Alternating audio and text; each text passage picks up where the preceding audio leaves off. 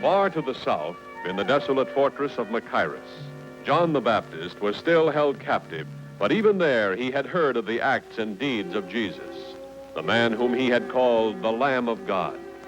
And when two of his followers came secretly to his cell, John begged them to go to Jesus and ask if he was truly the one who was to come. And obedient to John's request, they undertook the long, arduous journey. Northward they traveled, across the hot, bitter, salt shores of the Dead Sea, up the fertile valley of the Jordan, skirting Samaria, coming at last to the Sea of Galilee. Through Kinnereth they journeyed, Tiberias, Magdala, and at last they came to Capernaum. Do you believe that I am able to do this? Let it be done to you according to your faith.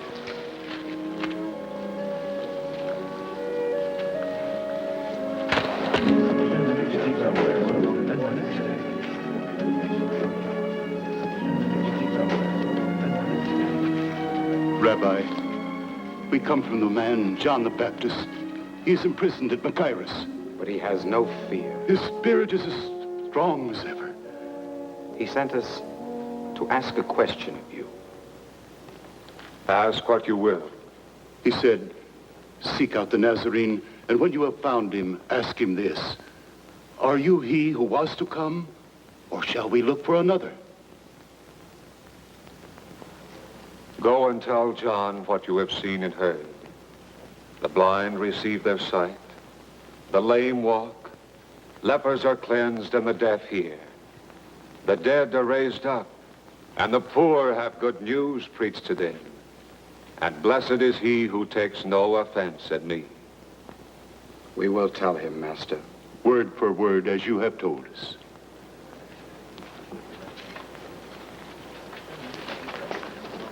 Who are those two? Followers of a prophet called John the Baptist. Prophet? A wild man clad in skins, dining on locusts and wild honey? I've heard it said that he was sincere, devout. Ranting, raving madman. Enough. What did you go into the wilderness to behold? A reed shaken by the wind? A man clothed in soft raiment? Behold, those who are gorgeously apparelled and live in luxury are in king's courts. What then did you go out to see? A prophet? Yes, I tell you, and more than a prophet. This is he of whom it is written, behold, I send my messenger before thy face, who shall prepare the way before thee. Truly I say to you, among those born of women, there has risen no one greater than John the Baptist. But to what shall I compare the men of this generation? What are they like? They are like children sitting in the marketplace and calling to one another, we piped to you and you did not dance. We wailed and you did not weep. For John the Baptist has come eating no bread and drinking no wine. And you say he has a demon. The Son of Man has come, eating and drinking. And you say, behold, a glutton and a drunkard, a friend of tax collectors and sinners. Yet wisdom is justified by her deeds. Now you are hearing the truth, real truth, not the half-truths of men. Men who would weigh us down with the yoke of 1,000 laws, laws that we cannot understand. Come to me, all ye who labor and are heavy laden, and I will give you rest. Take my yoke upon you and learn from me, for I am gentle and lowly in heart, and ye shall find rest for your souls. For my yoke is easy, and my burden light.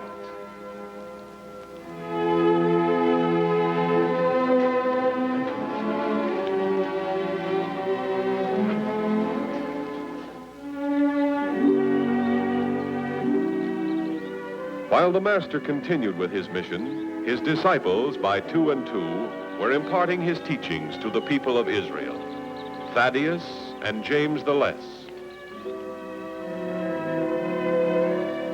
Bartholomew and Thomas, bringing word of a new concept of God's kingdom, of a kingdom in which the living Spirit of God ruled by love. They spoke to men of every class and station, to the rich as well as to the poor, to the proud and to the humble, asking not the value of a man's purse, but the worth of his spirit. And the truths that Jesus had taught them, they taught to all who received them, explaining as the Master had explained, patient as he was patient with them, eager to share with all men the story of God's love as they had learned it from Jesus' lips. They were plain men, able to speak simply to plain people, the first missionaries of Jesus. They spoke on the streets and in the homes, in the language the humble understood. And as the Master had commanded them, they ministered to the sick, the lame, the afflicted.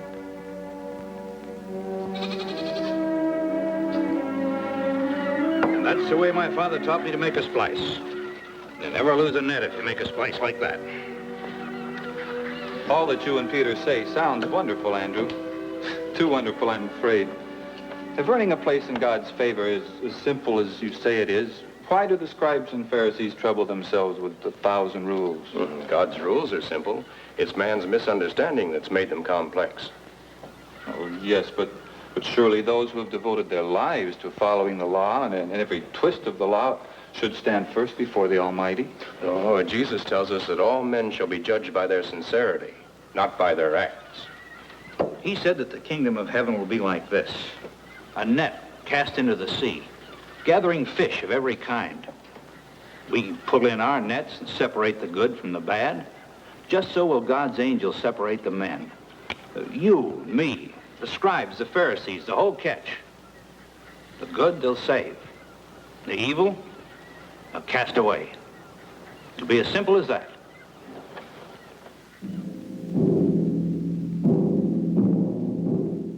Far to the south, John the Baptist's messengers returned to the grim fortress of Machaerus on the desolate eastern shore of the Dead Sea.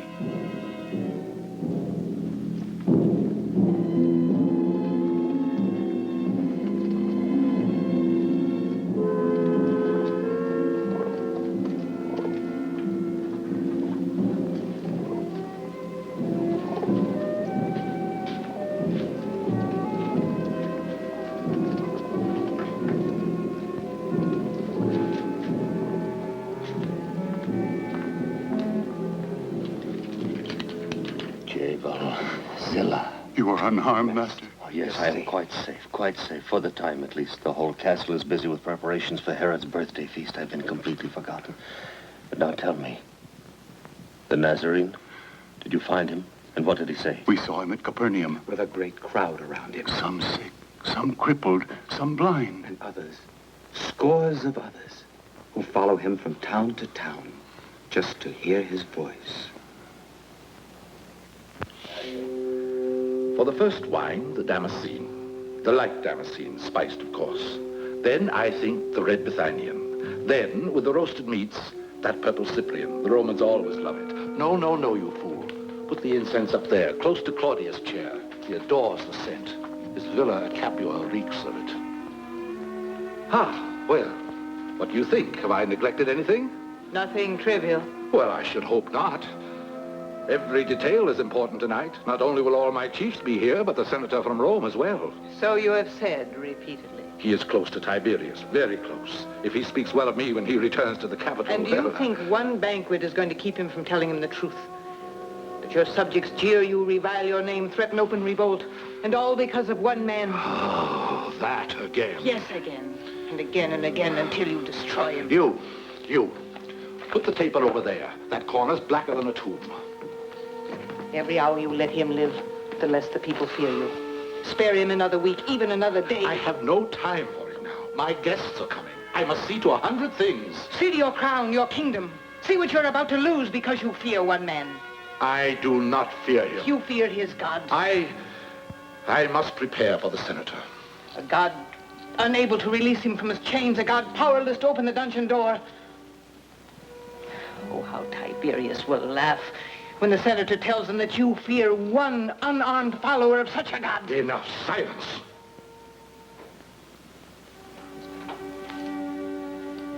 Wait. See that the Princess Salome is prepared to dance for my guest tonight. My daughter dance for your wine-drenched guests? It is my order. I command it.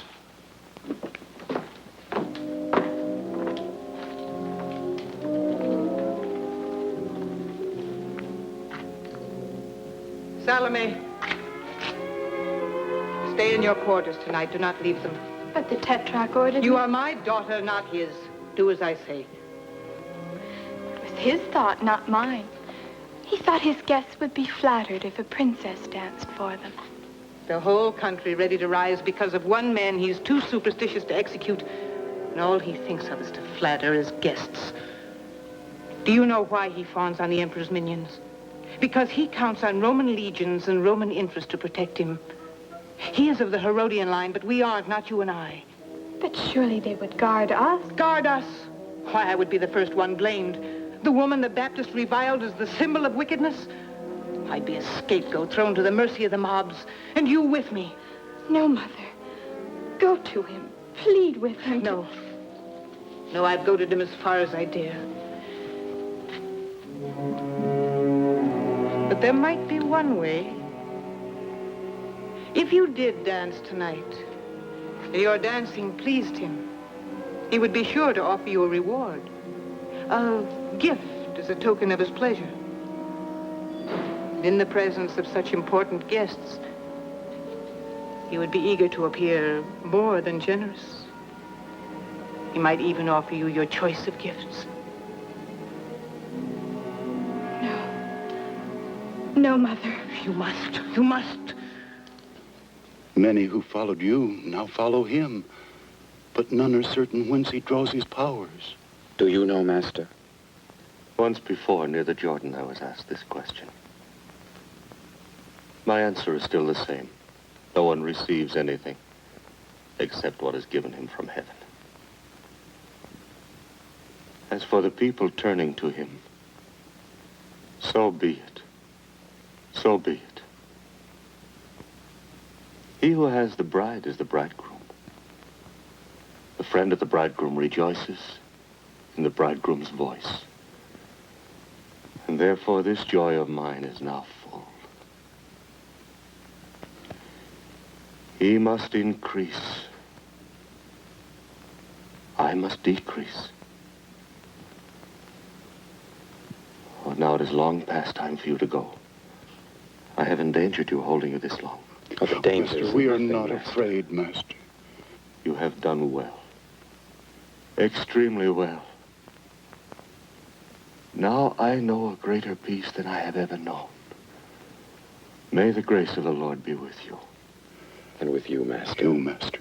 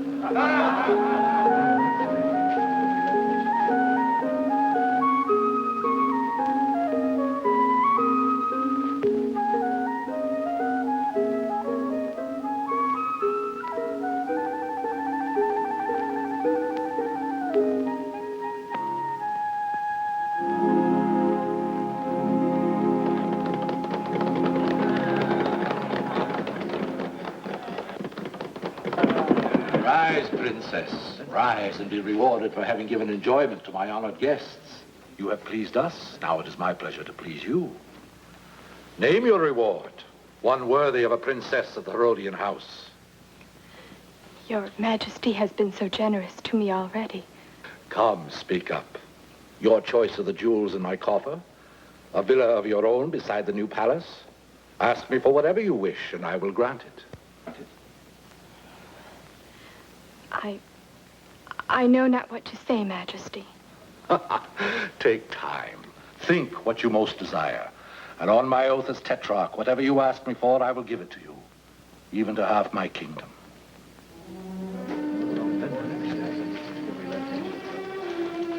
Go back. Demand his gift before he changes his mind. But what shall I ask?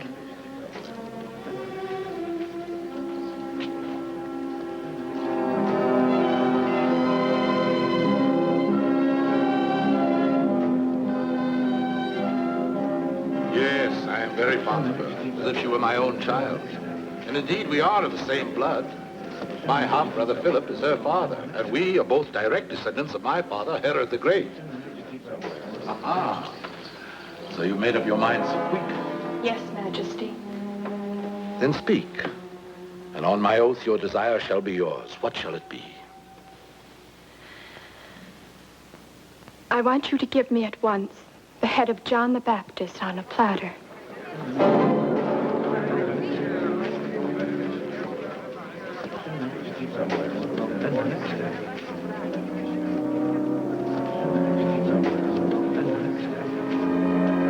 Officer!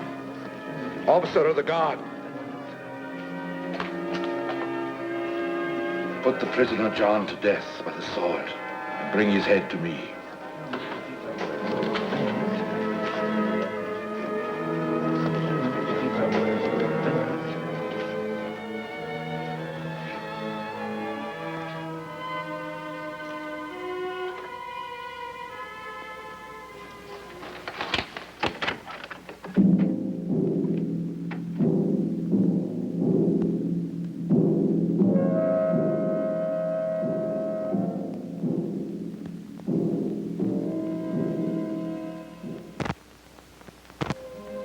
Or what woman, having 10 silver coins, if she loses 1 coin, does not light a lamp and sweep the house, and seek diligently until she finds it? And when she has found it, she calls together her friends and neighbors, saying, "Rejoice with me, for I have found the coin I lost."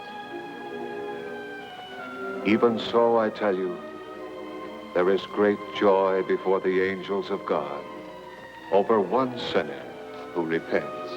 Master, do you remember us? The men sent to me by John the Baptist. Yes, and welcome. We have come to be your followers, Master. We and these 3 who have journeyed with us, they were his followers too. Were? He was beheaded by order of Herod Antipas. We carried the body to a tomb. Now we would follow you.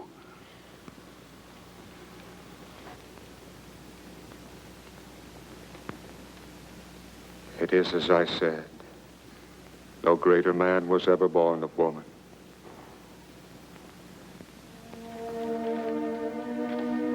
Their first missionary journeys completed, the 12 returned to Capernaum, where Jesus welcomed them. Now that we're all together again, I have news that John the Baptist is dead. Truly I say to you, among those born of women, there has not risen a greater prophet than John the Baptist.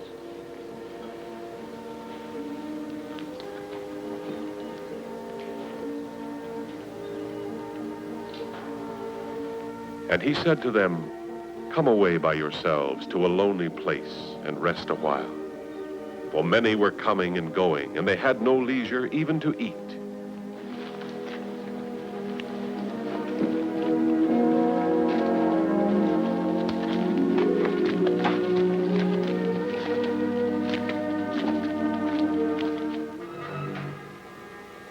Reports of Jesus' fame were spreading throughout the land, even to the ears of Herod Antipas. The hour grows late, my lord. Have you an appointment with the dawn? I have no wish to sleep. No? I thought you'd be exhausted. You've slept so little the past weeks. Tossing, turning, muttering in your sleep. I've had bad dreams. Hideous dreams. Was that the messenger from the coast?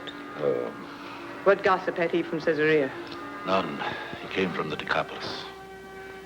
He brought reports on a man, Jesus, a rabbi from Nazareth. Things must be dull in Galilee. That's all the news he had to tell. 'Tis said he speaks with the voice of the Lord, wipes away the plague with the touch of a finger, has authority over demons that possess the insane. Really, my lord? And he says that all these tales are true. Well, then he's either a fool or a liar. He is no fool, and he would not dare lie to me. The people think the man Jesus is a prophet reborn, Elijah walking the earth again. Or Jonah or Jeremiah. Samaritan folklore. Old wives' tales to frighten children. Perhaps. Yet he said another is coming. He said? Who said? The man whom I had killed. John, they call the Baptist. Another shall come after me, he said, far mightier than I, with power and judgment of the Lord. John claimed he was sent by God. But his God could not save him from the executioner's sword. Surely that proves he was no holy messenger. And that the God whom he called Almighty had no power to... Enough. It may have been God's will that John should die. Why must you interpret everything as the will of John's God? The God of a conquered people, a God whom only the Jews worship. I am a Jew. My father was ruler of all Israel. But you are of the Idumean line, not Israelite. Raised in Greece and Rome, given a worldly knowledge, told of other gods. Why, the Egyptians have a score, the Greeks hundreds, the Romans thousands. If you must plead allegiance to a deity, why not one of them? Bow to another god. A different one? Why not?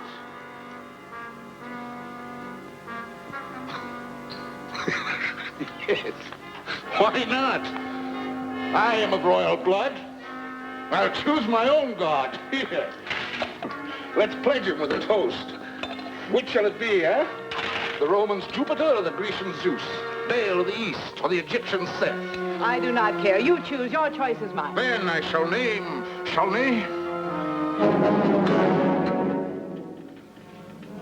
I dare not. The scriptures may be right. But there is only one God. Almighty, supreme, mighty beyond all might. And if there is, and if I have put to death his chosen man... John was not sent by God. His headless body rots in an unmarked grave. But his spirit still lives, greater and stronger than before. All that you sought to silence will not be stilled. All that John has prophesied is coming true. Jesus is not Elijah reborn. He is John the Baptist, risen from the dead. That is why these powers work in him.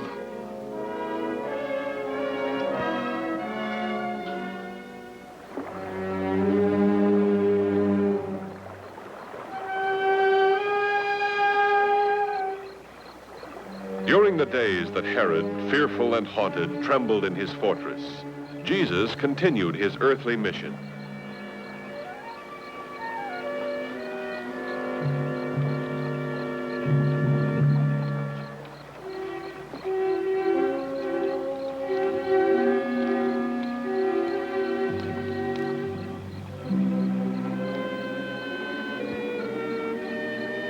He hasn't slept.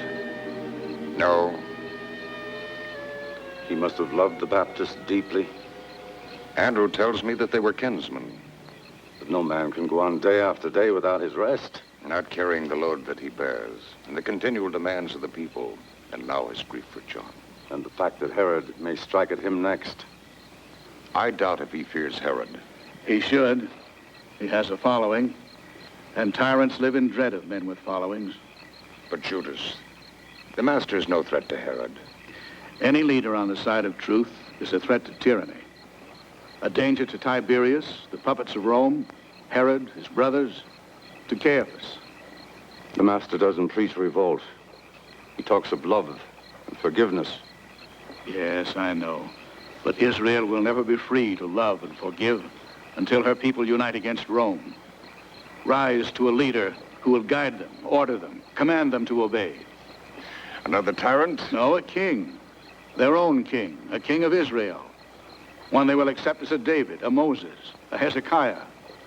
This is an old, old dream. For 3 centuries, people have talked of it, but accomplished nothing. But it will come. Not in a year or 2 or 3, perhaps, but when enough men are willing to die for a kingdom of their own. I was a zealot, pledged to restore Israel to its place among the nations of the world.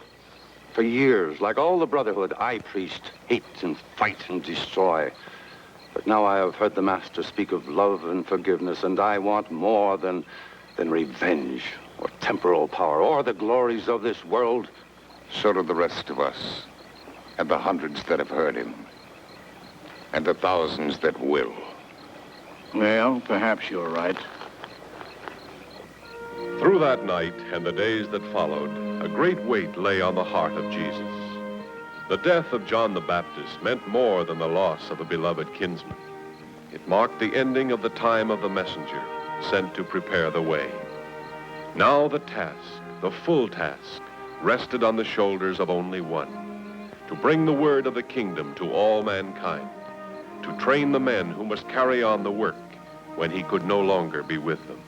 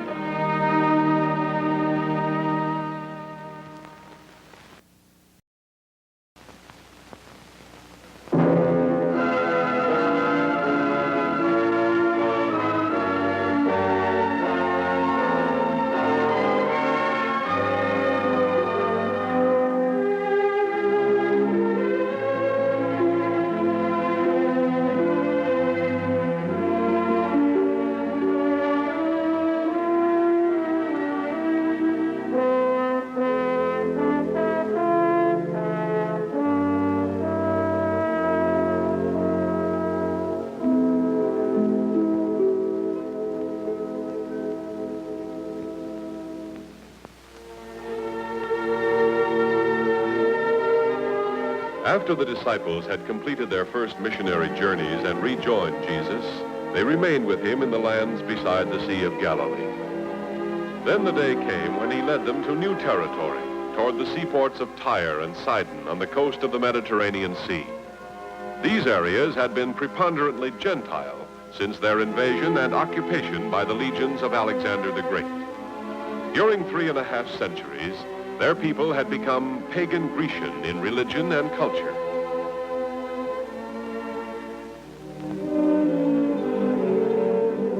The journey was continually interrupted as Jesus ministered to bodies and to minds, not only to those who worshiped Judaism, but to those who were scorned as Gentiles.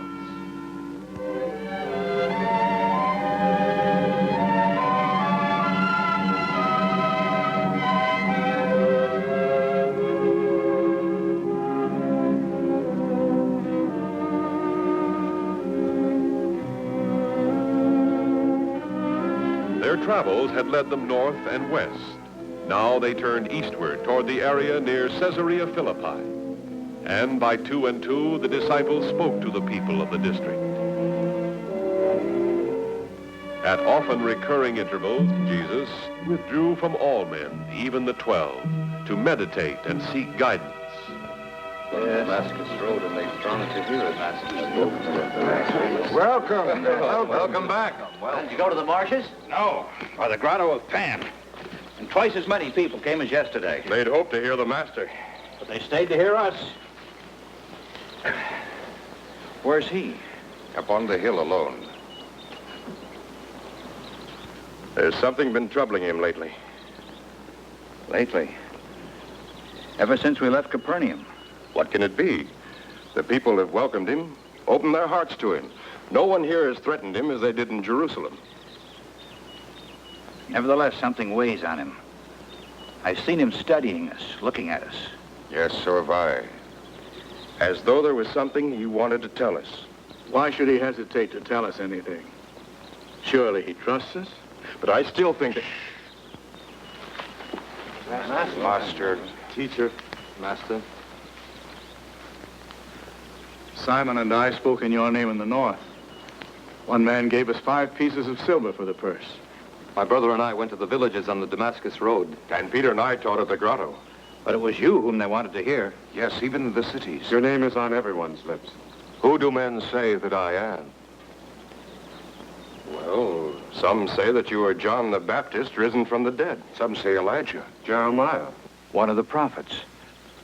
They know not which one. But who do you say that I am?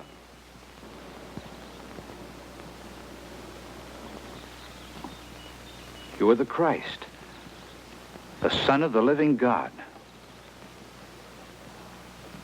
Blessed are you, Simon Bar-Jonah. For flesh and blood has not revealed this to you, but my Father who is in heaven. And I tell you, you are Peter. And on this rock I will build my church, and the powers of death shall not prevail against it. I will give you the keys of the kingdom of heaven. And whatever you bind on earth shall be bound in heaven. And whatever you loose on earth shall be loosed in heaven. Pay heed to me, all of you. Say nothing of this to any man. The time is not yet come for it to be revealed. But, Master, Lord, I must go again to Jerusalem and suffer many things from the elders and chief priests and scribes. I shall be killed. No, Master, no, Master. But on the 3rd day, I shall rise from the dead. Master, you shouldn't speak of suffering and of death. God forbid, Lord. This shall never happen to you. Get thee behind me, Satan. For you are not on the side of God, but of men. If any man would come after me, let him deny himself and take up his cross and follow me. For whoever would save his life will lose it. And whoever loses his life for my sake will find it. For what does it profit a man to gain the whole world but forfeit his life? For what can a man give in return for his life? For the Son of Man is to come with his angels in the glory of his Father, and then he will repay every man for what he has done. Truly I say to you, there are some standing here who will not taste death before they see the Son of Man coming in his kingdom.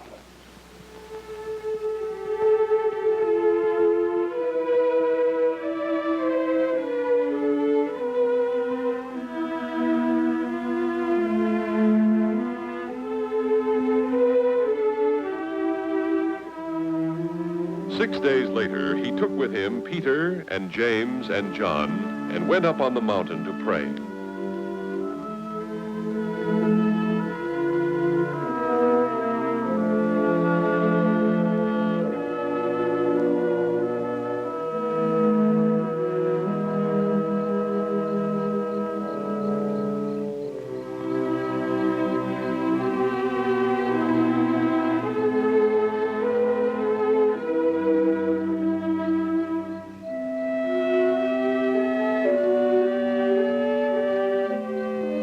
And as he was praying, the appearance of his countenance was altered, and he was transfigured before them.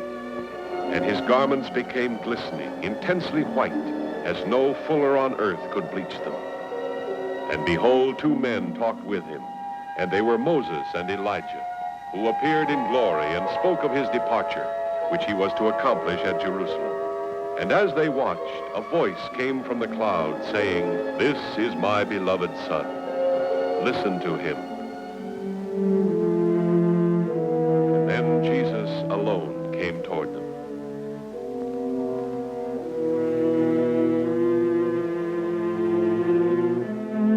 And he charged them to tell no one what they had seen until the Son of Man should have risen from the dead.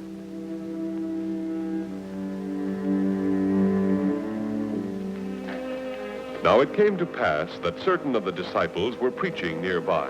And the Master has said, "Do not labor for things that do not last, for food which perishes and is no more, but work for the food that endures to life eternal." Let me through. Let me through. Honored teachers, aid my son. Is he ill? He is the victim of an evil spirit. And when he is in his power, he falls. His limbs are tormented.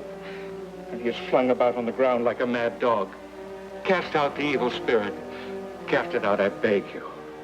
Who gave you the authority to heal? You will anger the spirit. Make it destroy him.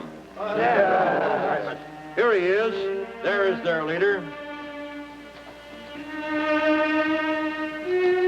Master, have mercy on my son. He is an epileptic. And he is my only child. He suffers terribly. Often he falls into the fire, into the water. I brought him to your disciples, and they could not heal him. O faithless and perverse generation, how long am I to be with you? How long am I to bear with you?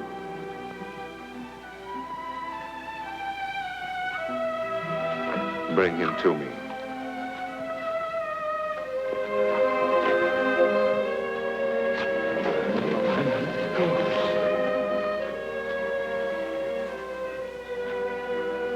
How long has he had this? From childhood.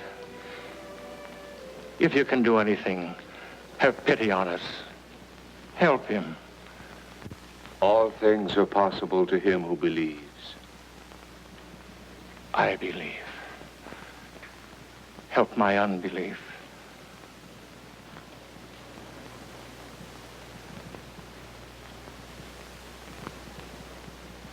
Thou dumb and deaf spirit, I command you, come out of him and never enter him again. The boy is dead. The evil spirit has killed him.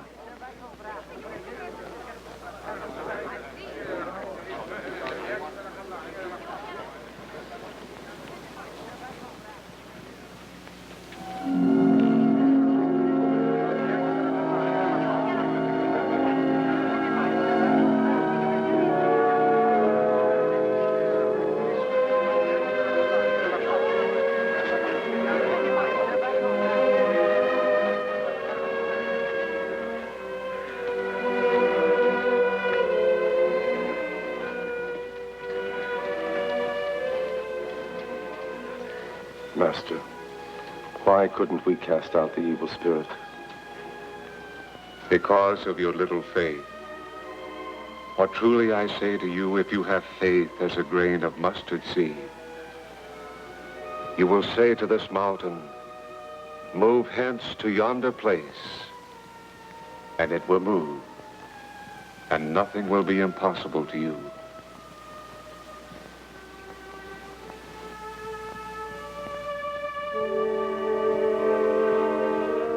The long journey to the north reached its conclusion.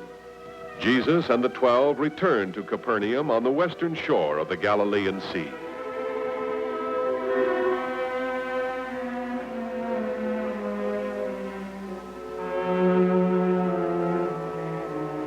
And the time for Jesus to be received up was at hand, and he set his face toward Jerusalem. And it was the season of the Passover feasts, and the roads were thronged with the people of Israel, traveling toward the holy city.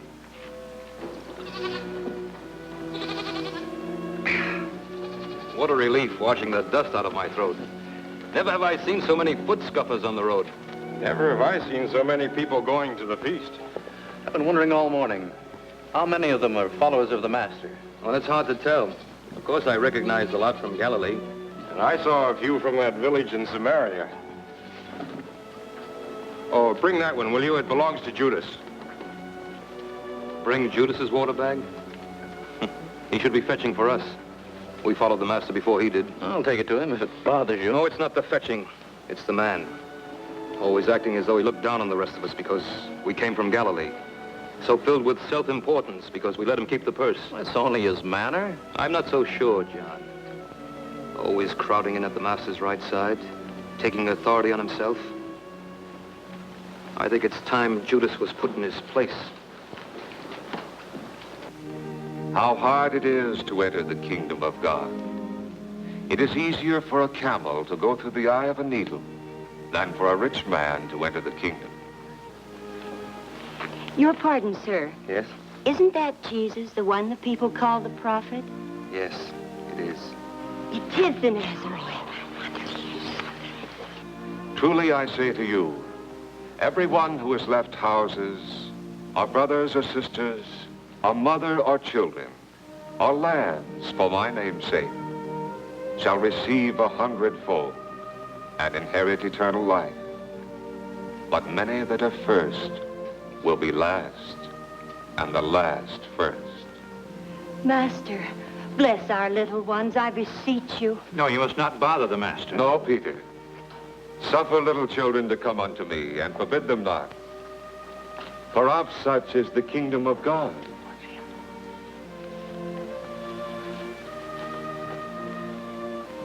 Truly I say to you, whoever does not receive the kingdom of God like a child shall not enter it.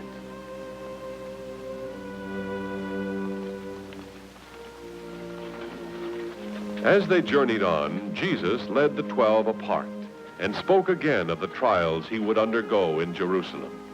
But they understood none of these things. This saying was hidden from them, and they did not grasp what was said.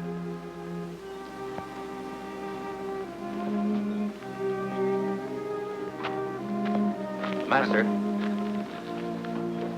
Teacher, we wish to ask a certain thing of you. What do you want me to do for you? Grant us to sit one at your right hand and one at your left when you come into your kingdom. You do not know what you are asking. Yes, we do, Master. We've earned the right. Are you able to drink the cup that I am to drink? Oh, yes, Master. We are able.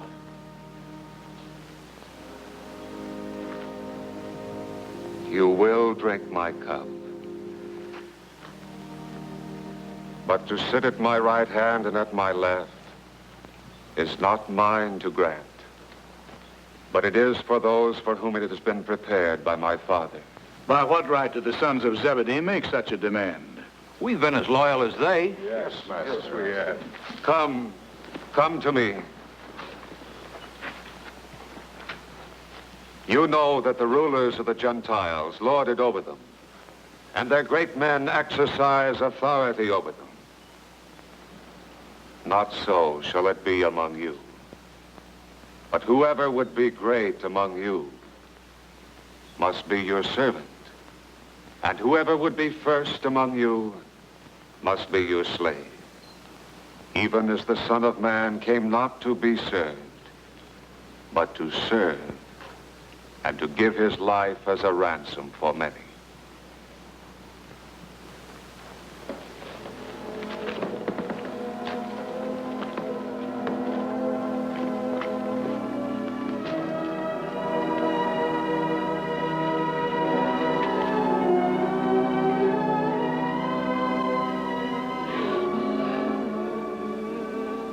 In Bethany, near Jerusalem, women mourners gathered in the home of Mary and Martha to grieve with them for the death of their brother Lazarus.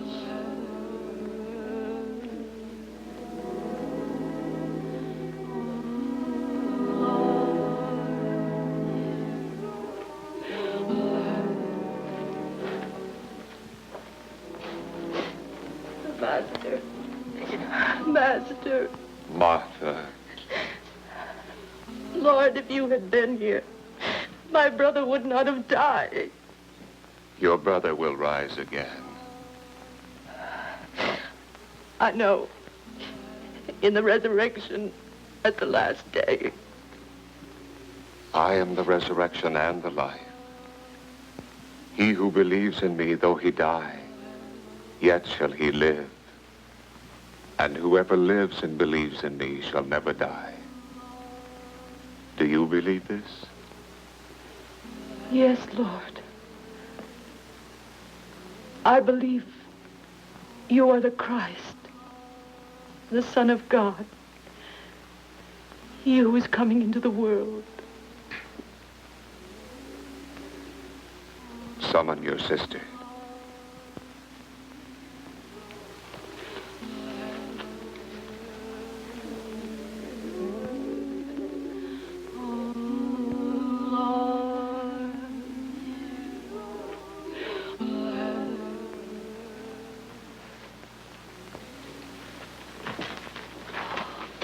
Oh, Lord.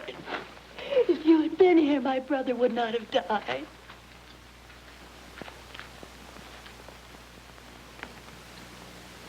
Where have you laid him? Lord, come and see.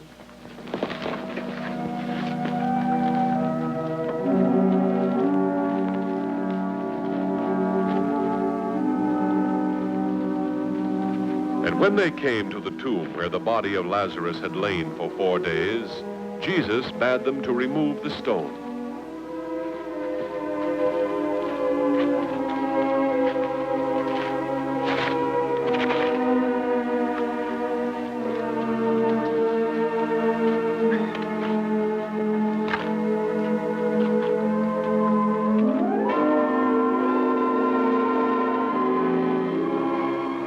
Did I not tell you that if you would believe, you would see the glory of God?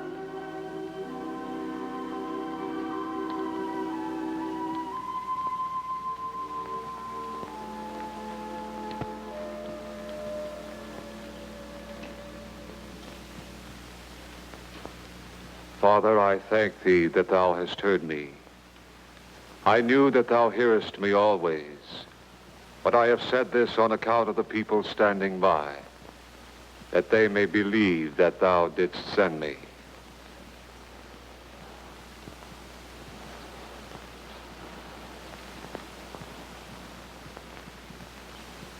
Lazarus, come forth.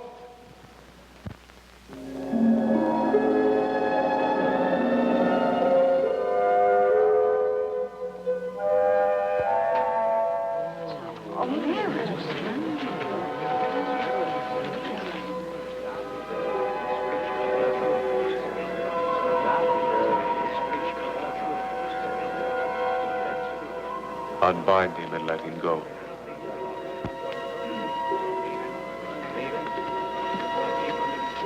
And many who beheld believed in him, humbly and with awe.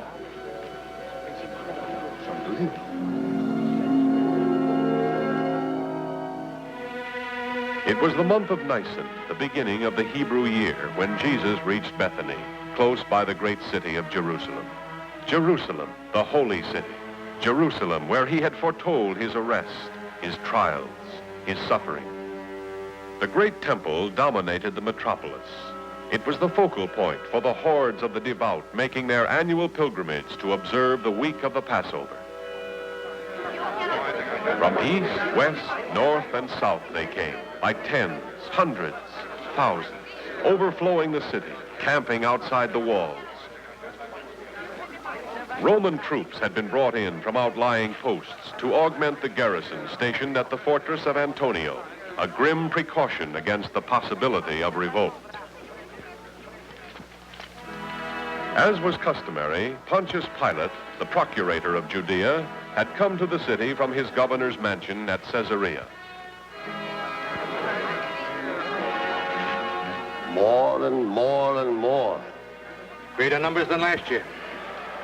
Why don't they chant their prayers, burn their offerings in their home villages? Why must they clutter the roads, waste days on end? We ought to have more men patrolling the streets. Well, assign more if Your Excellency thinks it's advisable to weaken the reserve. Half a cohort. Pax Romana. Excellency? Coddle the conquered. Collect taxes, keep the peace. With half a cohort where a division would be too few. I'll be glad when this week is over. There was tension in the talk of the multitude. Not of insurrection, but because of a story told, retold, whispers of a miracle that had taken place a short distance beyond the Kidron Valley. And when they had rolled aside the great stone covering the door, the Nazarene prayed to the Lord God and commanded the dead one, Lazarus, to come from the tomb. The body sat up, and when they removed the winding claws, he was alive, living, just like you or I. Truly, this Jesus of Nazareth is a prophet, a messenger sent by God. I have heard of the wonders he has done in Galilee, but I always thought that This he has done here, before witnesses. He has command over death itself. If it's true, not that I doubt your word, Father, but if it is, why hasn't Jesus been brought to the temple and honored by the high priest? What does Caiaphas think of him? He's a sorcerer, a charlatan. This is a trick. This is an illusion to awe the gullible. But there were so many witnesses, my Lord Caiaphas. The mourners, the sisters. They all saw the dead man rise in the tomb, saw him unbound. They know that he lives. Then he never died, obviously. He pretended to be dead, laid in the tomb, in order to help a false Messiah perform a false miracle. Of course, of course. That's the only possible explanation. But nearly as many witnesses saw Lazarus in death. The physician who attended him, the woman who anointed his body with oil, his friends and kinsmen who bore his corpse to the tomb. All loyal followers of Jesus? Loyal enough to lie for him? That's it. That's it. I fear not, Excellencies. Some, perhaps, but many of irreproachable character, undoubted reputation. Every time I go to the temple, I'm besieged by questions as to the source of Jesus' power, whether it comes from God or from... It comes from Satan. Satan? The devil himself. Tell that to anyone who asks. Yes. Yes, Excellencies.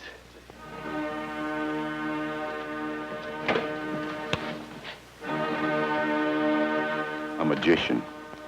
A messenger from Beelzebub. When this story is spread among the people and they believe... They won't. Oh, but they must. Coming from you, the high priest. They want to believe that death can be conquered. By good, not evil. That's what they will believe, no matter what we say or do. You should have had the Nazarene destroyed before he became too well known. Now we may have to do it at a most embarrassing time. Not embarrassing, impossible. Pilate has demanded that trouble be avoided during the period of the feasts. If we should make one move against the Nazarene now, surrounded as he is by followers... But he may move on us first. Yes, he may. What do we do then? We may try prayer. Prayer? Prayer that the Nazarene practices the peace he preaches.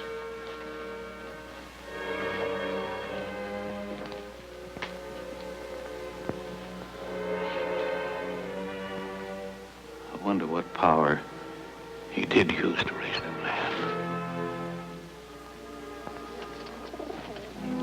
Jesus sent two of his disciples to a village opposite the Mount of Olives, saying to them, "As you enter it, you will find a donkey's colt tied. Untie it and bring it."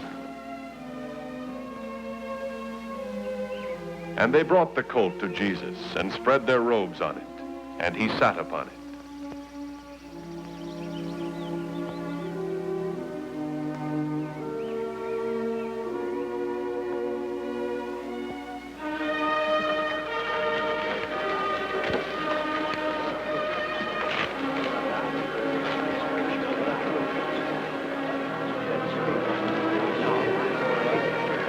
Who are they cheering? Herod Antipas? The procurator? Pilate? It looks like the rabbi from Galilee. The man who raised Lazarus? It is Jesus of Nazareth.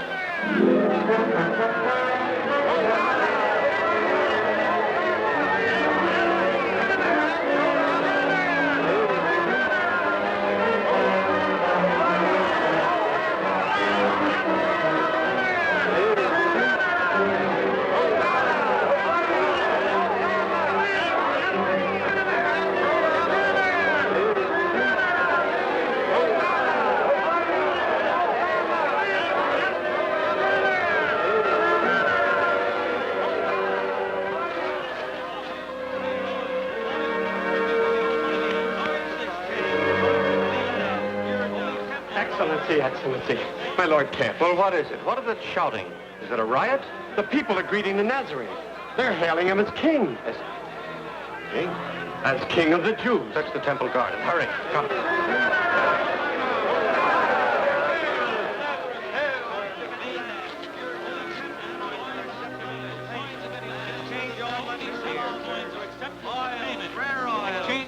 Here to the Almighty. Coins of any land. Coins exchanged. Lambs for the sacrificial oil. Master, speak to the people, to the multitudes who called you king.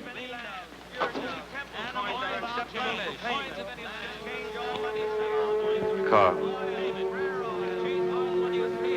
Let us return to Bethany. Coins exchanged. Lambs for the sacrificial oil. Rare oil. Oil for tribute to the Almighty. Coins exchanged. Coins of any land. Pure dough. Coins are acceptable. Coins of any land. Exchange all money here. Coins are acceptable for payment. Rare oil. Exchange all money here to the Almighty. Coins of any land. Coins exchanged. Lambs for the sacrificial oil. Oil for tribute to the Almighty. But his heart wept within him, for those about him knew not the ways of peace. And he foresaw the day when not one stone of the great temple would be left upon another.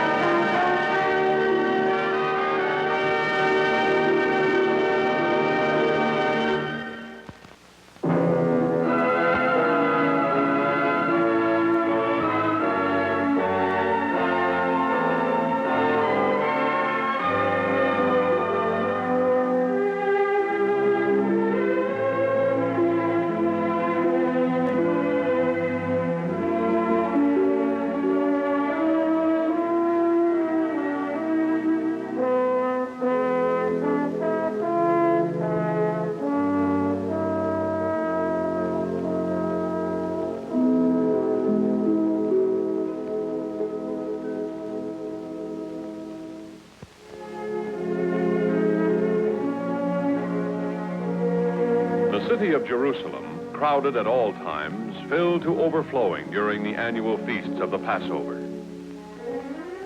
Travelers from all the lands of Israel thronged to the great temple. The mighty courts resounded to the blaring ram's horn trumpets. The smoke of burning offerings ascended from the altars.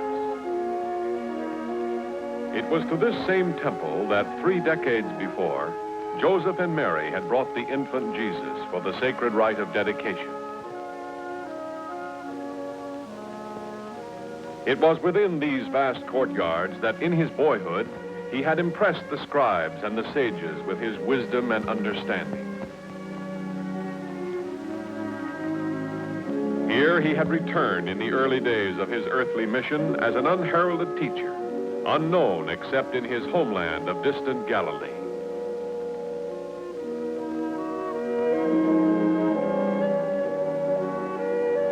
It was through the streets leading to the temple that the people had hailed him in a sudden, spontaneous accolade, shouting, "Hosanna, Hosanna to he who comes in the name of the Lord.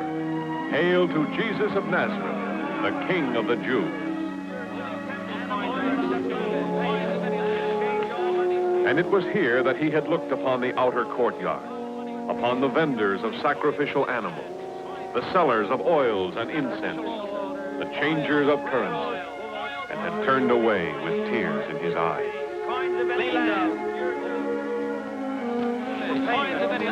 On the following day, Jesus and the 12 came from Bethany and entered the temple.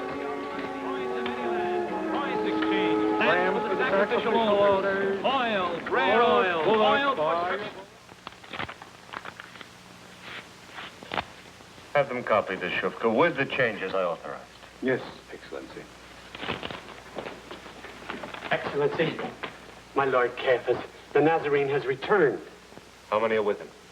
Only his closest disciples, 11 or 12. Where is he now? In the inner temple, praying.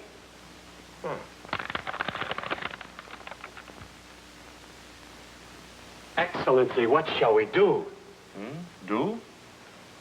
Let him pray. Yesterday he had half of Judea at his back, and he turned away. And the people saw that he feared us. Now let them see that we ignore him. Yes, Excellency. 8 is all it is worth. 8 and no more. You think you know the value of Gentile coins better than I do? There, 8 pieces. Take them or I'll call the gods.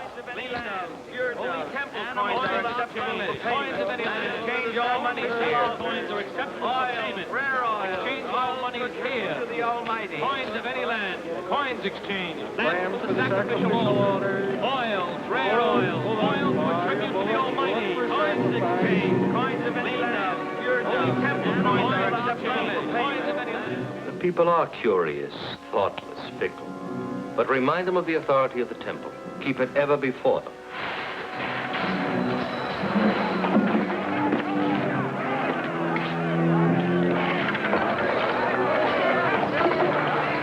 The Nazarene. You shall not make my father's house into a marketplace. Is it not written, my house shall be called a house of prayer for all the nations? But you have made it a den of robbers.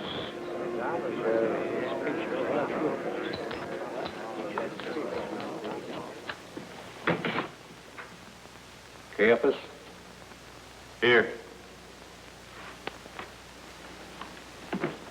Messias has returned. The Nazarene's in Bethany, dining with his disciples, surrounded by a horde of followers. Messias mingled with them, pretended to be one of them. He reports that they're saying that Jesus is a prophet, the son of David, the Messiah of Scripture. They're saying that a wealthy woman thrust into where he was seated at table and anointed his hair with rare oil as though he were already a king. Do you think he'll lead a revolt against us? I think he has. Yesterday he entered the city to a thunder of cheers. Today he stormed the court of all nations, defied my authority, openly, brazenly. And tomorrow? Tomorrow. I don't know. I don't know.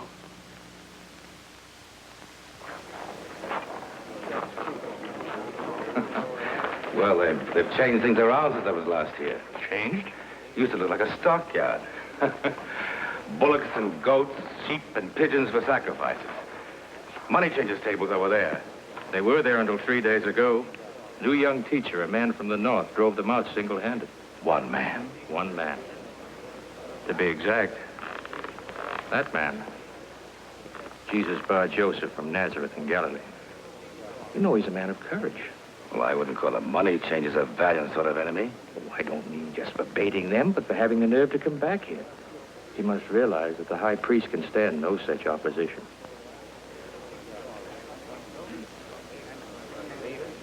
Uh-oh. What's wrong? There go two of Caiaphas' closest aides. Let's stroll over and see what's happening. This was the Lord's doing, and it is marvelous in our eyes. We know that you are true and do not regard the position of men, but truly teach the words of God. Is it lawful to pay taxes to Caesar or not? A very choice trap. If he says pay, the entire crowd turns against him. Don't pay and I arrest him for treason. Well, come, teacher, answer. Should we pay them or should we not? Why put me to the test? Because of your great authority and wisdom. Show me a coin.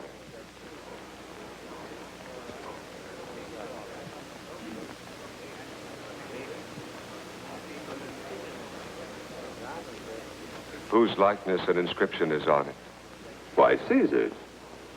Render unto Caesar the things that are Caesar's, and unto God the things that are God's.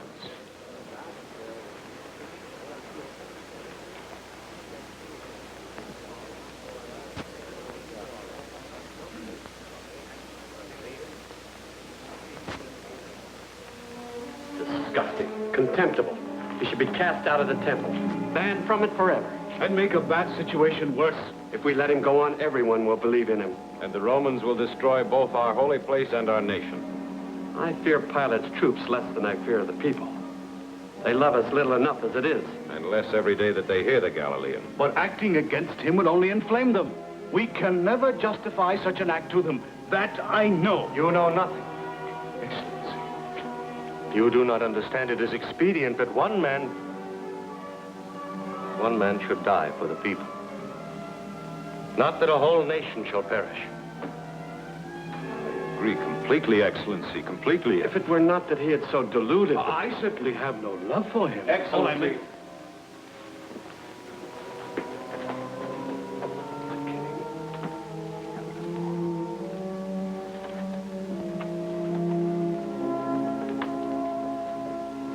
How is he called? Judas, Excellency. Judas Iscariot.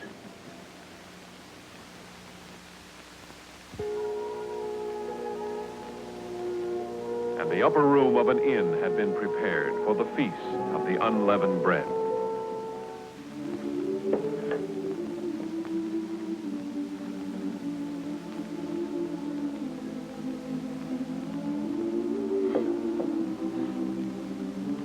My children,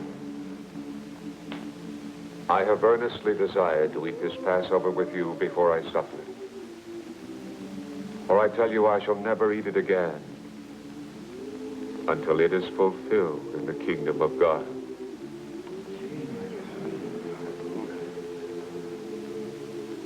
Truly I say to you, one of you will betray me, one who is eating with me. Is it I, Master? Surely none of us. Betray you, Master. Who could it be, Master? Oh, no, Rabbi, it couldn't be. No, Master, no. It is one of the 12 who is dipping bread with me. For the Son of Man goes as it is written of him. But woe to that man by whom the Son of Man is betrayed. It would be better for that man if he had not been born.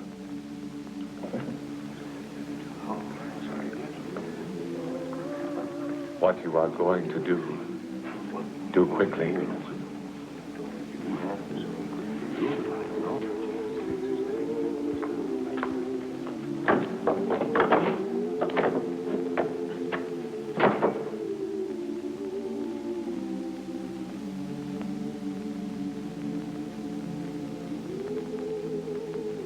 Blessed art thou, O Lord our God, King of the world, who dost bring forth bread from the earth.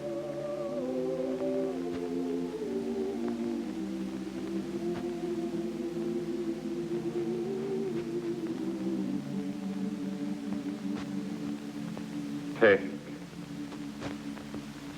eat. This is my body, which is broken for you. Do this in remembrance of me.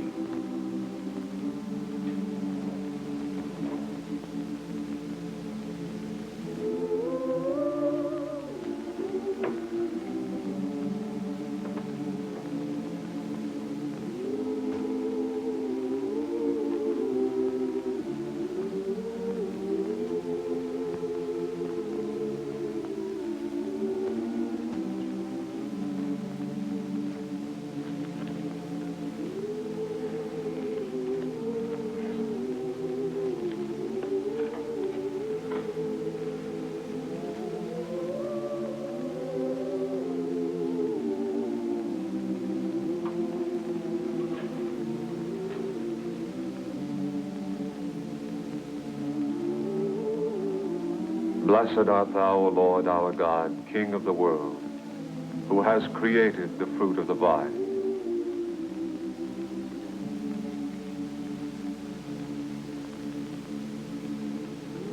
This cup is the new covenant in my blood, which is poured out for many for the forgiveness of sins.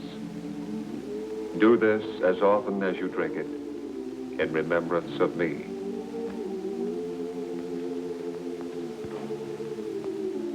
Truly I say to you, I shall not drink again of the fruit of the vine until that day when I drink it new in the kingdom of God.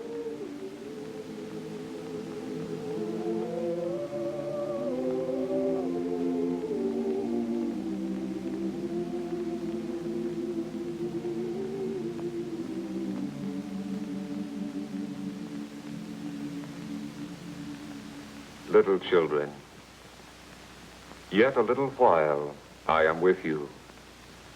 You will seek me. So now I say to you, where I am going, you cannot come. A new commandment I give to you, that you love one another, even as I have loved you, that you also love one another. Lord, why cannot I follow you now? I will lay down my life for you. Will you lay down your life for me? Yes, Master. Yes. Even if they all fall away, I will not. Truly I say to you, this very night before the cock crows twice, you will deny me 3 times. No, Master, no. If I must die with you, I won't deny you. We will not fail you, teacher. You know that I love you. Depend on me, Master. None of us could betray you. No, no. And he went out, as was his custom, to a garden named Gethsemane. Wait here while I pray. Come with me.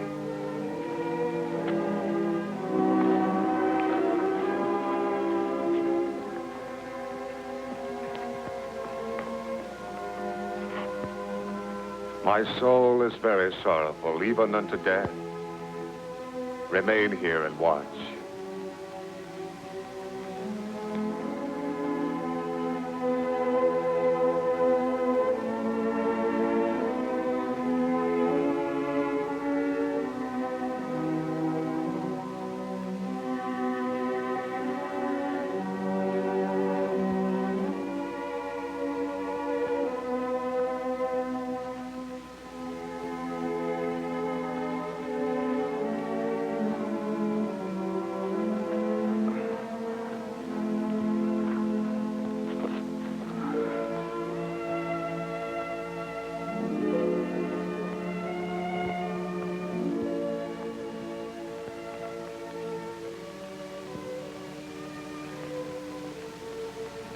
Father, all things are possible to thee. If thou art willing, remove this cup from me. Nevertheless, not my will, but thine be done.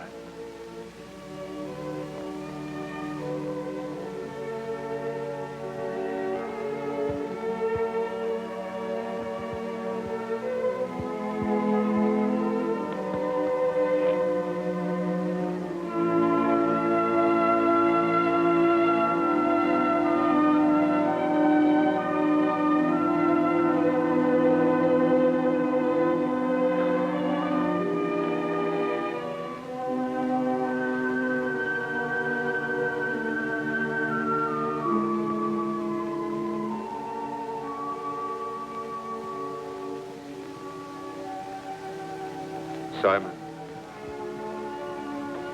are you asleep? Master. Could you not watch with me 1 hour? Watch and pray that ye enter not into temptation. The spirit indeed is willing, but the flesh is weak.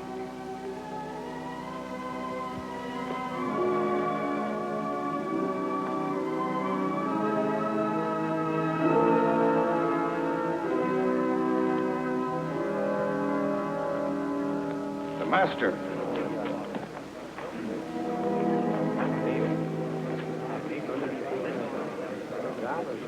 Behold, the hour has come. The Son of Man is betrayed into the hands of sinners.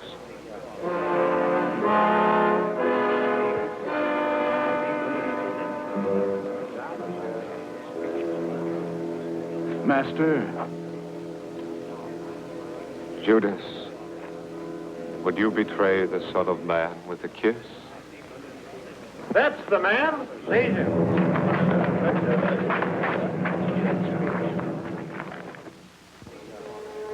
It was not to the temple that Jesus was taken, but to the home of Annas, where a small portion of the Sanhedrin prepared to hear him and judge him. It's high time he was taught a lesson, flaunting all authority, starting a near riot on temple grounds. Riot? What riot? There could have been bloodshed. The day he led that howling mob to the very gates.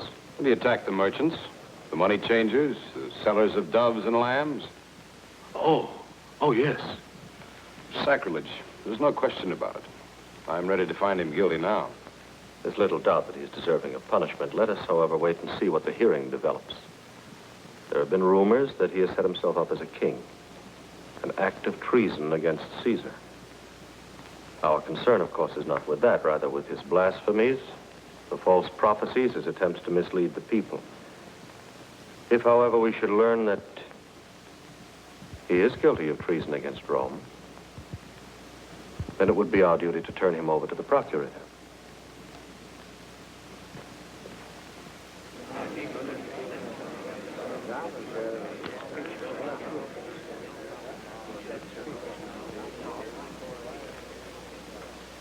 Stand there. Now, what have you to say of this man? Most noble Excellency, I was in the court of the Gentiles, and with my own ears I heard him say he could tear down the whole temple, all of it, in 3 days' time. That is not quite right, Your Excellencies. What he did say was that if the temple were destroyed, he could build another like it in 3 days, with his bare hands. No, he said he could tear it down, not rebuild it. I was as close to him as you were. I heard what he said. Enough. You may go. You waste time. These fools don't even have sense enough to agree. The Tsar and I told them. Jesus of Nazareth, step forward.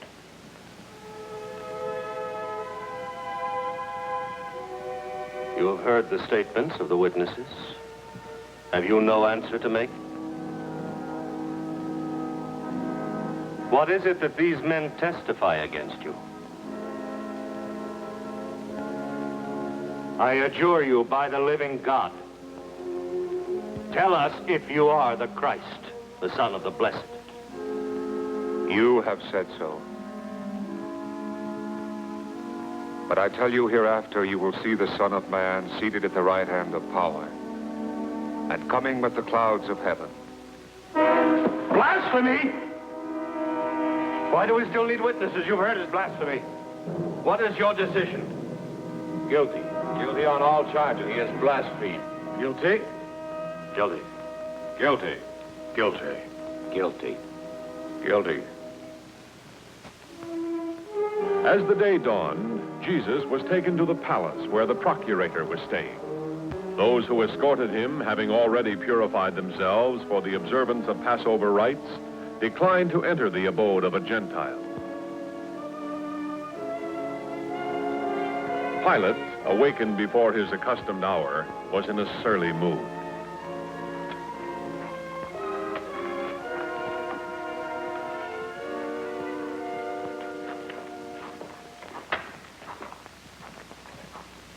Good morning, Your Excellency. If a matter weren't of such urgency. Hi.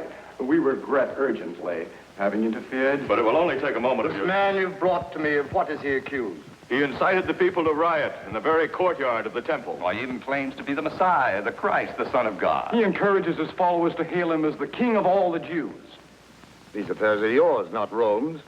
Take him. Judge him according to your laws. We have, Excellency, and found him deserving of death. All we ask is your endorsement of our findings. If he were not guilty, we wouldn't have brought him here. Wait here.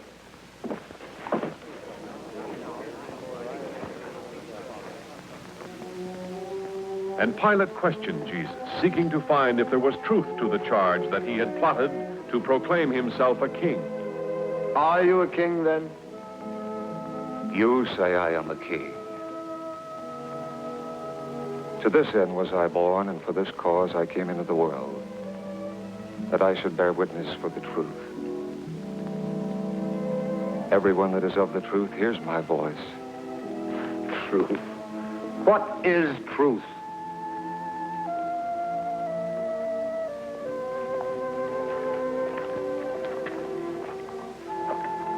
I find no fault in the man. But he has stirred up the people. Yes, Free he's spoken sedition against against the king himself. All over Judea, from here to Galilee. Galilee? Is he a Galilean? Yes, he comes from Nazareth. Then he comes under Herod's jurisdiction, not mine. Centurion.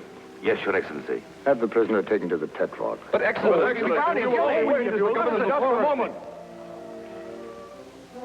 And Jesus was brought before Herod. And Herod demanded that some sign or miracle be done by him. But Jesus answered him not. And the priests and the scribes stood by, vehemently accusing him. And Herod and those with him treated him with contempt and mocked him. And arraying him in a tattered robe, jeering him as a pretender who called himself a king, they sent him back to Pilate.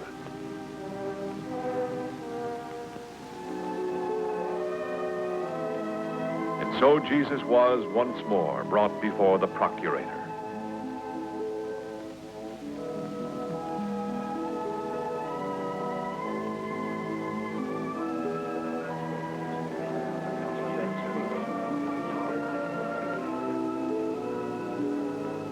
You brought the man to me as one who incites the people.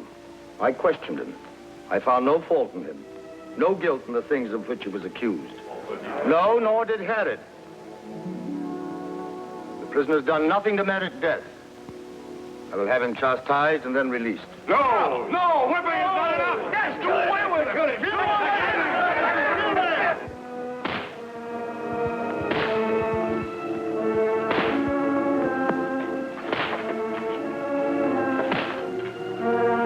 As he was flogged, brambles were taken and woven together.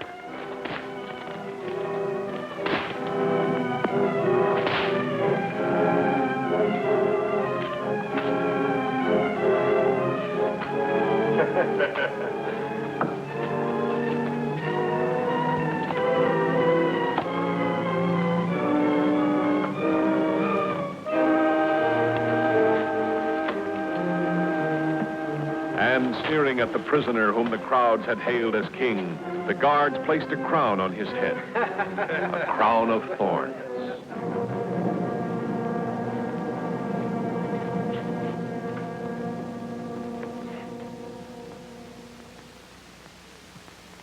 You have heard how many things they have witnessed against you. They say you call yourself the Son of God. Who are you? From where do you come? Why don't you answer? Don't you realize I have the power to release you or crucify you?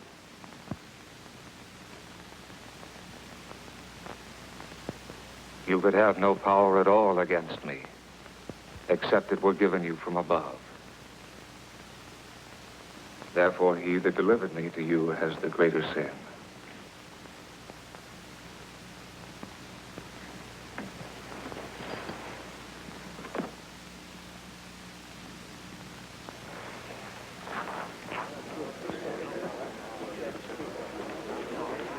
If you release that man, you're no friend of Caesar's.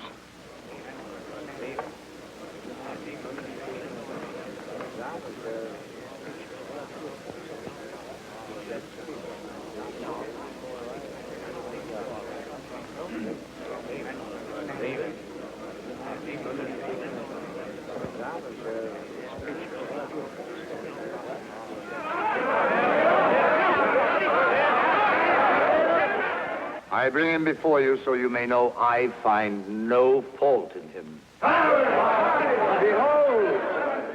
the man.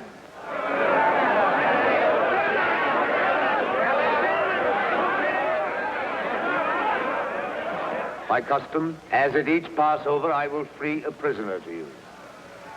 Will you have me release for you the King of the Jews?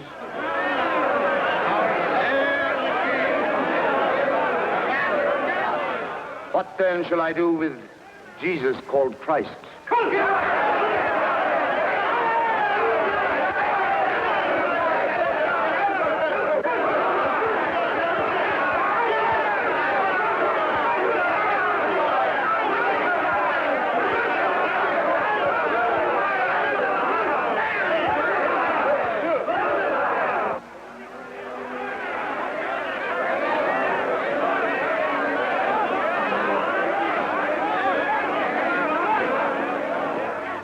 I am innocent of this man's blood.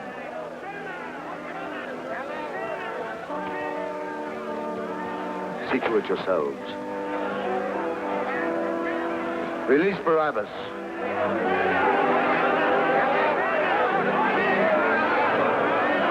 And upon insistence that he be crucified, Pilate delivered him to their will.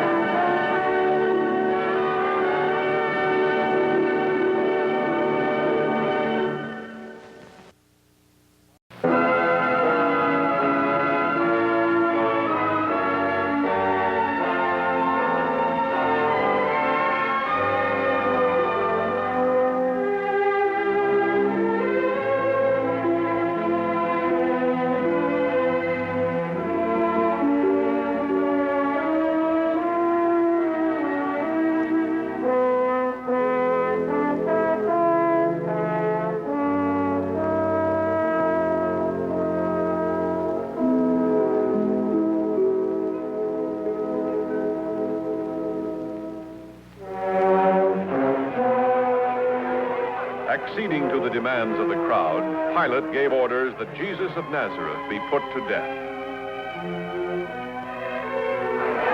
And Judas of Caria, who had betrayed him, saw him condemned. And the weight of 30 pieces of silver grew intolerable.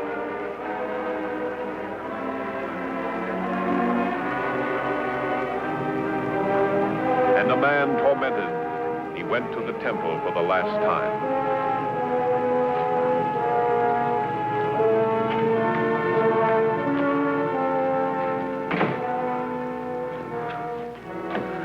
I have sinned. I have sinned in betraying innocent blood. What is that to us? See to it yourself.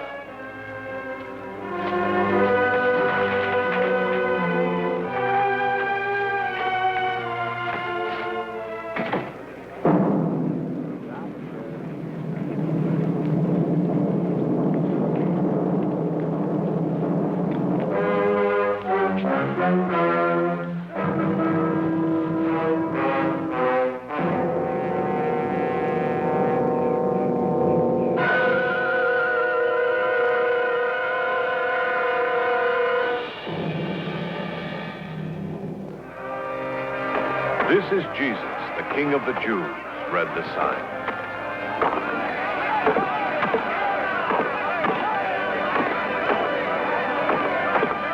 And it was on Golgotha, at the third hour of the day, they crucified him.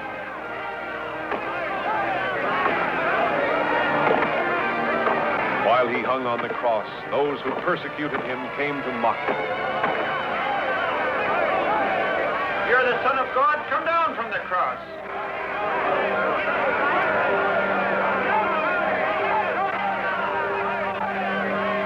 Father, forgive them, for they know not what they do. You are the Christ. Save yourself. Save us. You not fear God? You who are condemned? You and I are condemned justly. We have received the due rewards of our deeds. But this man, he has done nothing wrong. Jesus, Lord, remember me when you come into your kingdom. Verily I say unto you, today you shall be with me in paradise.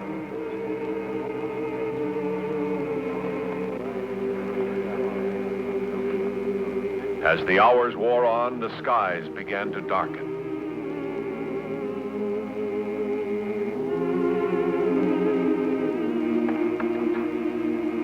He still lives.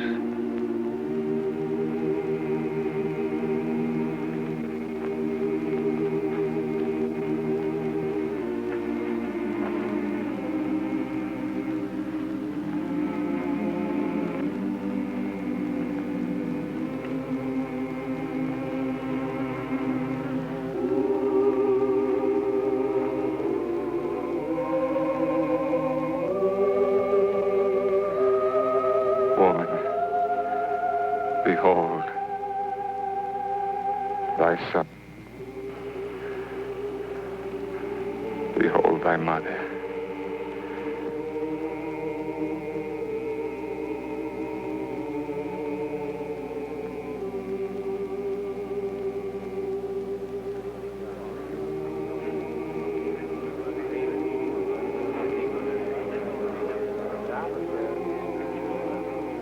By the 6th hour, there was darkness over all the land.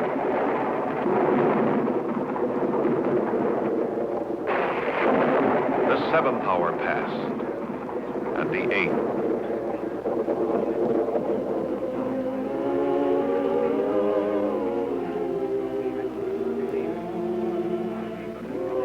My God. My God. Why have you forsaken me?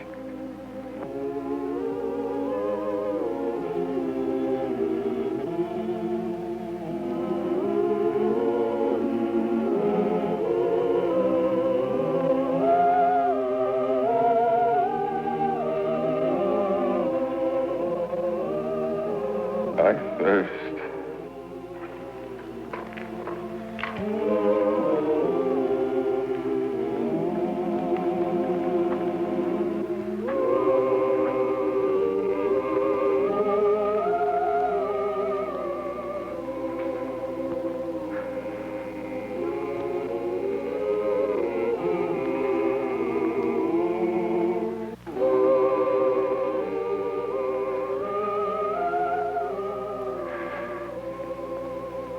Father,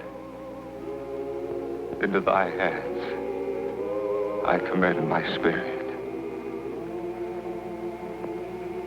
It is finished.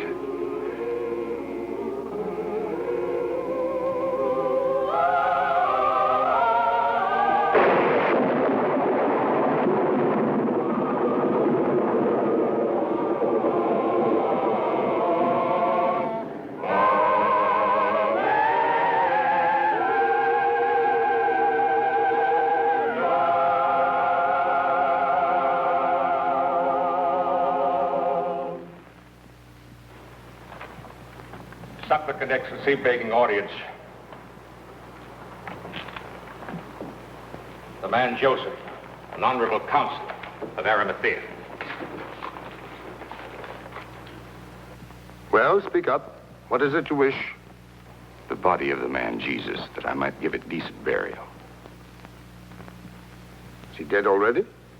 Yes, Excellency. Are you related to him? No, Excellency. One of his followers who cried him king? No, Excellency. But you are a counselor and a Jew. Yes. Then what interest have you in the man? Your high priest found him guilty of sacrilege and blasphemy. Your people demanded his death. Not all the people, only a few. Not our chosen leaders, but those Rome appointed. You speak with great daring. I speak what I believe, Excellency. The Nazarene was a kind and gentle man, a learned teacher, a man of truth. Such men I honor as best I can. I have a tomb, my own, new and unused. If Your Excellency would permit, I... Let him have the body.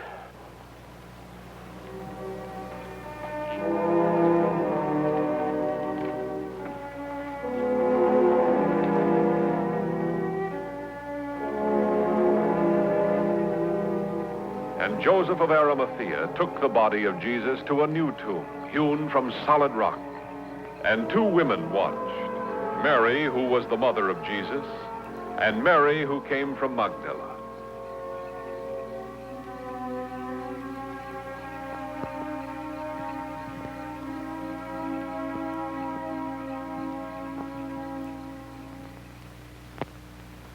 And the chief priests came once more to the procurator.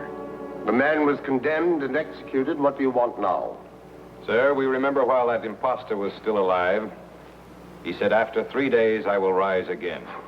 Do you think that he can? Certainly not. But he has deluded the masses before, and his followers may have plans to steal him away and tell the people he has risen from the dead. And the last fraud will be worse than the first.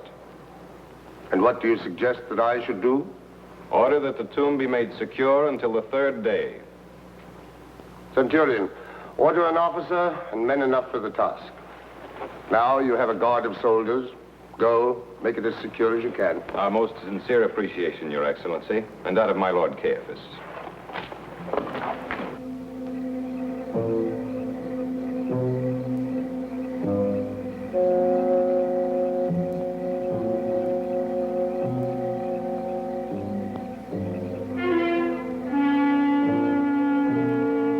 The tomb was made secure to the satisfaction of those who had demanded it. And a guard was placed by it to watch over it.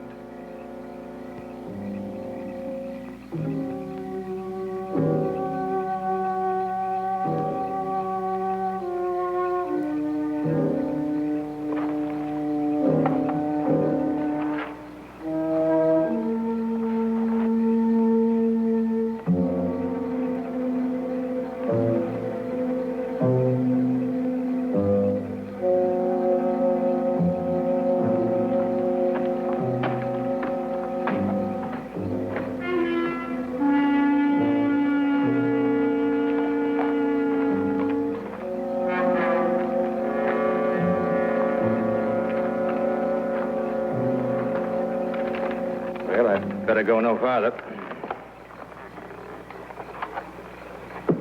You mean you stay here with your men? Orders? I thought you knew. No. Caiaphas' idea. He assumes all soldiers can be bribed. Well, I've done harder jobs for the Empire. Me too. More than I foresaw when I received my first pilum and gladius. That's a long time back for both of us. Long time. A lot of marches, good many scars. You know something? Life on a farm of one's own might not be so unbearable. In Tuscany or Umbria. Or the Valley of the Po.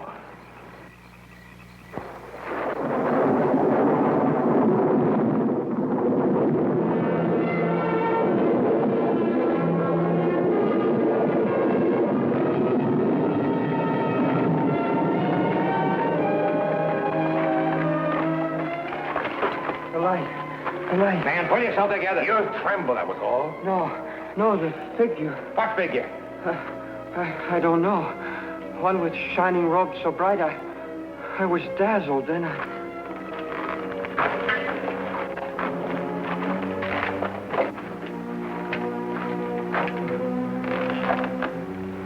Pilate will never believe this. You'll have to. When all your men tell the same story. Get them ready. I'll go with you. Perhaps I should leave one or more of my men here. To guard what? An empty tomb?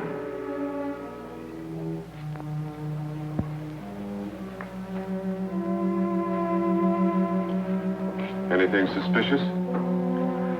Pairs of soldiers patrolling the streets. None so much as looked up. I'll stand guard for a while. You'd better get some sleep. Thank you, Thomas. But I couldn't. I thought I couldn't either. But once I'd stretched out and closed my eyes. I close my eyes, I see too many things. I know. I see them too. You do?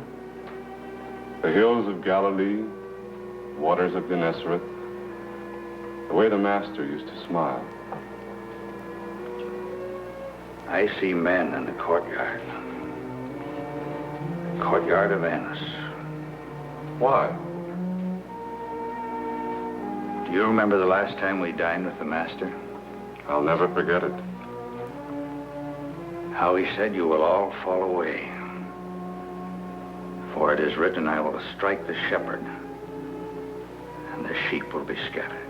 Yes. And I told him that even if all the others deserted, I would not. You remember what he said then? I'm not sure I recall it. He said this very night, before the cock crows twice, you will deny me 3 times. And I promised him that even if I had to die with him, I would never deny him. You tried to prevent his arrest. You were the only one who followed when they took him away. Yes, I followed. To the courtyard of Annas. The gate was open, and I went in and mingled with the guards. So you told us. It was a daring thing to do. I didn't tell you all that happened.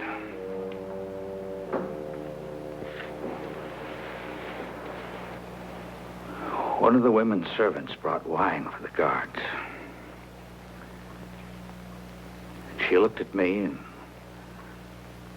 she said, "You were with the Nazarene in the temple." And I said she was mistaken, that I didn't know the man.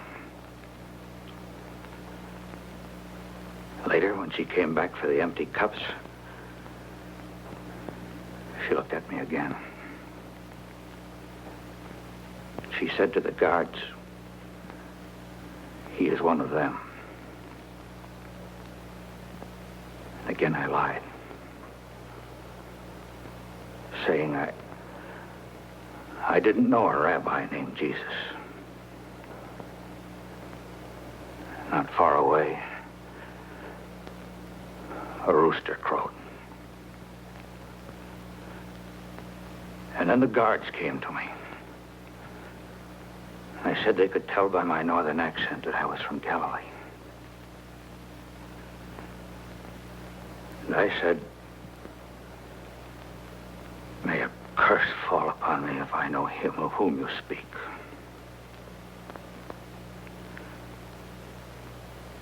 And the words were hardly out of my mouth when the cock crowed a second time.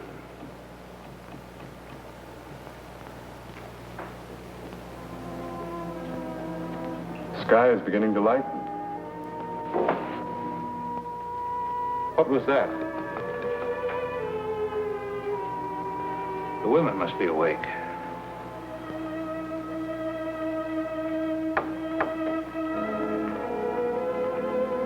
You're not going out. But it's dangerous. You might be seen, recognized. Whatever the errand, let me go for you. We go on a mission for women, to the tomb. No. No, you mustn't. This is the third day. My son's body must be anointed. We'll go with you. Wait till I wake the others. No, Peter.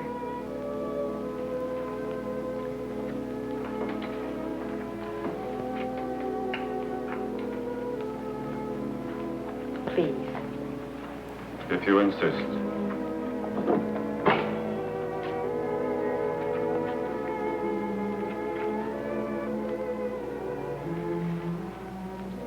I wrapped my son in his first swaddling clothes. Now I must.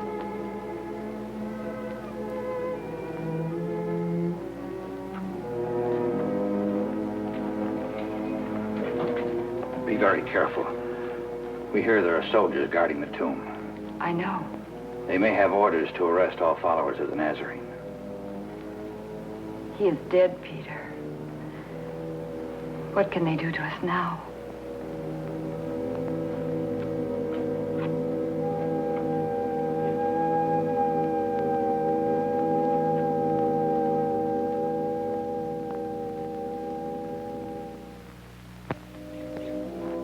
Very early on the first day of the week, when the sun had risen, the women went unto the tomb, bearing spices that they might anoint him. I wonder who'll roll away the stone for us. Perhaps the soldiers will.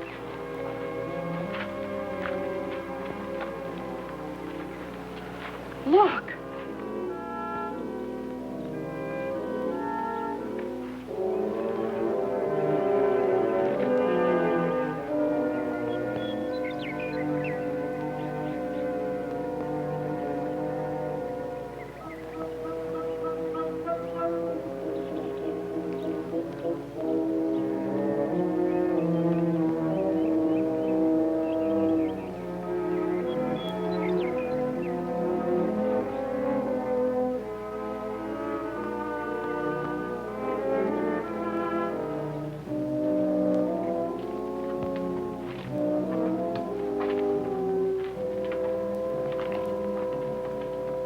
body. They've taken it away.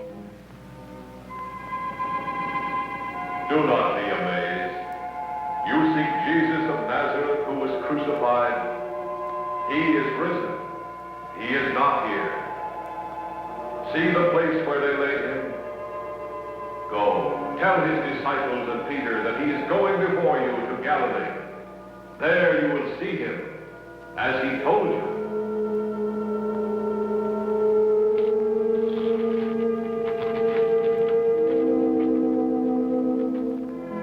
The women told all that they had seen and heard to the apostles, but their words seemed to the men an idle tale, and they did not believe them. It's impossible. They don't know what they're saying. They're worn out, tired. We should never have let them go without us. The shock of finding the body stolen, the tomb empty. If it is empty. Well, they couldn't have been mistaken about that. Hardly. They've been under a great strain, grief-ridden, sleepless. They thought they heard the voice, but they must have seen the empty sepulcher. Perhaps. Well, they may have gone to a wrong tomb by mistake. Always the doubter. Is it a sin to be certain? I'll go to the tomb. I'll go with you. Alone. There's no use of endangering two men.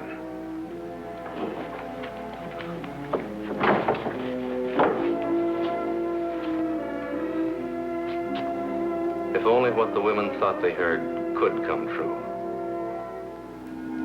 Peter went alone unto the tomb.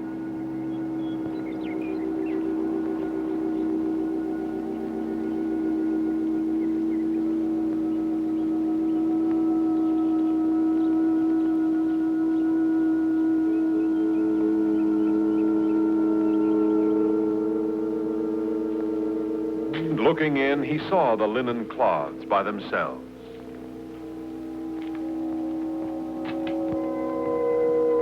Wondering at what had happened, he went away. On the evening of that day, the first day of the week, they were together, except for Thomas, who was not with them. If the authorities are seeking us, they'll be guarding every gate. I know of the roads to Galilee. Well, we could go one or two at a time, mingle with the crowds going home from the feasts. And if one was caught, they'd comb the city till all the rest were found. Yes. No, we'll stay here until they relax their vigilance. Oh, I agree. I still think that we ought to... Well, that's my suggestion. If any of you have a better plan. Peace be with you.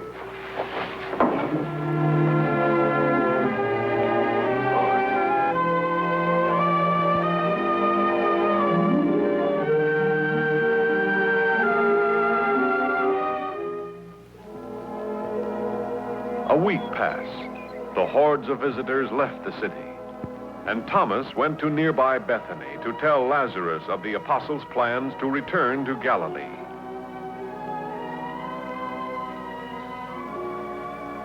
Martha, Lazarus, a guest is coming. Welcome, Thomas. 1,000 welcomes. Thank you. How good to see you, my friend. My house is yours. We've been so worried about you and the others.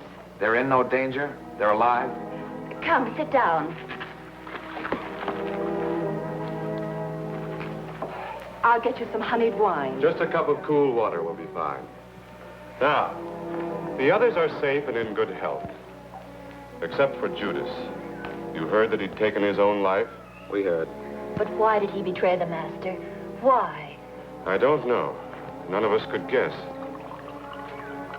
Thank you. More? Please. It's a hot and dusty walk from the city. Thomas, Yes?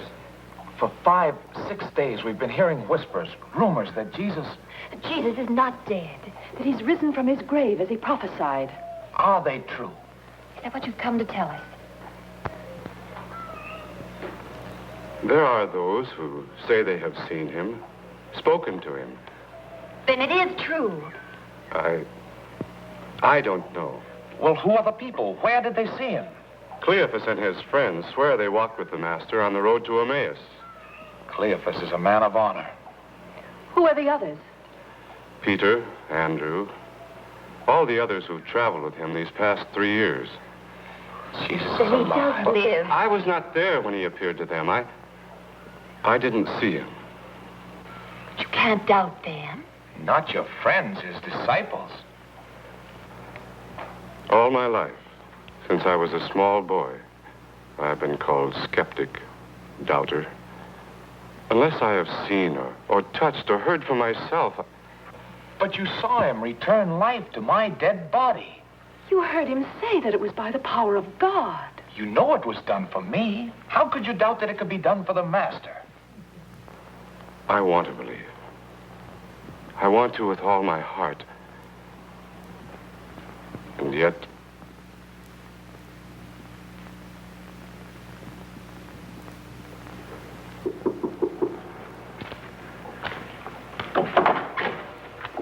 Thomas, come in. We've been waiting for you. Did everything go well in Bethany? Yes, I gave our farewells to Lazarus and his sisters. Told them of our plans. Good. Lazarus wanted to come back with me. You didn't let him? No, I told him that his name was too closely linked with the Master's, that he should stay away from the city. You did well. He insisted he's coming early tomorrow, with the merchants bringing their goods to the markets. Why should he take such a risk? Yes, why? He cannot wait to hear from you, all of you, everything you can tell him of what you saw. Well, why wasn't he satisfied with what you told him? Surely that should be enough. Because I could only say, they have seen, but I have not. But if you convinced him you know the Master has risen, lives again. I could not say I know. Unless I see in his hand the prints of nails and place my finger in the marks of the nails and place my hand in his side, I will not believe. Peace be with you. Lord, Thomas, come to me.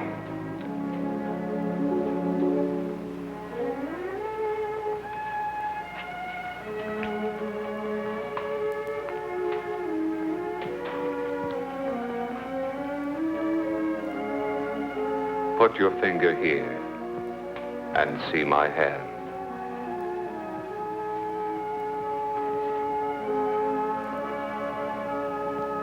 Put out your hand and place it in my side.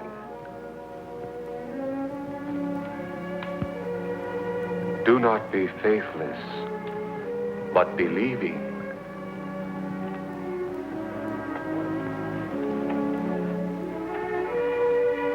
My Lord and my God. Have you believed because you have seen me? Blessed are those who have not seen and yet have believed.